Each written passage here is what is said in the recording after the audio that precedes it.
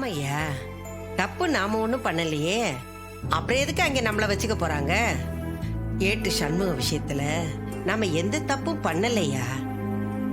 அதுவும் இல்லாம வேற உண்மையான குற்றவாளிய போலீஸ் ஸ்டேஷன்ல கொண்டு வந்து நிறுத்திட்டான்.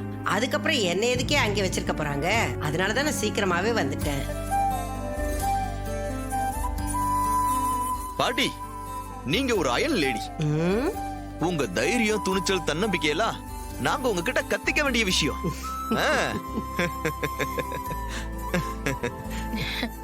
அக்கா, அம்மா எப்படி இருக்காங்க?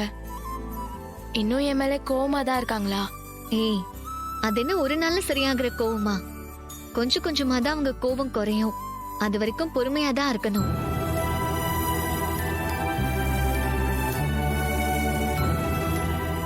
ஏய், இப்ப எதுக்கு நீ ஃபீல் பண்ற? பாட்டி விட நம்ம வீடு தானே. இங்க உனக்கு என்ன குறைச்சல்? சொல்ல போனா நம்ம வீட்ல இல்லாத சுதந்திரம் உனக்கு இங்க இருக்கு. அத நீ என்ஜாய் பண்றதை விட்டுட்டு ஃபீல் பண்ணிட்டு இருக்க. நீங்க சொல்றது சரிதான்க்கா. ஆனா உங்களெல்லாம் பிரிஞ்சிருக்கிறது தான் வருத்தமா இருக்கு. ஒரே இடத்துல நம்ம 4 பேரும் ஒண்ணா இருந்து பழகிட்டோம். இப்போ தனியா இருக்கிறதுக்கு ஒரு மாதிரியா இருக்கு.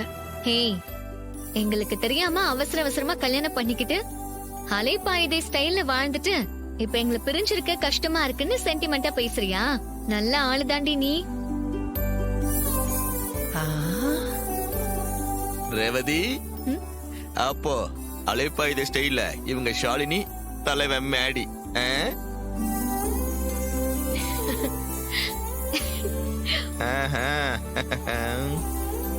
என்ன முறைக்கிறாரு மாப்ள? அந்த ஏட்டும் செத்து போயிட்டாரு. அந்த முத்துவேல் தான் ஈஸ்வரியோட அம்மாவுக்கு விஷம் வச்சாங்கிறத எப்படி நிரூபிக்கிறது? அந்த ஏட்டோட சேர்ந்து உண்மையும் செத்து போச்சா? இல்ல மாமா, அவர் ஆதாரத்தை விட்டுட்டு தான் போயிருக்காரு. ஆதாரமா? என்ன ஆதாரம் மாப்ள? அவர் சாகிறதுக்கு முன்னாடியே ஏதோ செல்போன்னு சொன்னாரு. செல்போன் சொன்னாரா? எனக்கு ஒன்னும் புரியலையே. அவரோட செல்போன்ல ஏதோ ரெக்கார்ட் பண்ணி வச்சிருக்காருன்னு நினைக்கிறேன் மாமா. ஓஹோ, அப்ப அந்த செல்போன் எங்க இருக்கு மாப்ள? அதான் எனக்கும் தெரியல.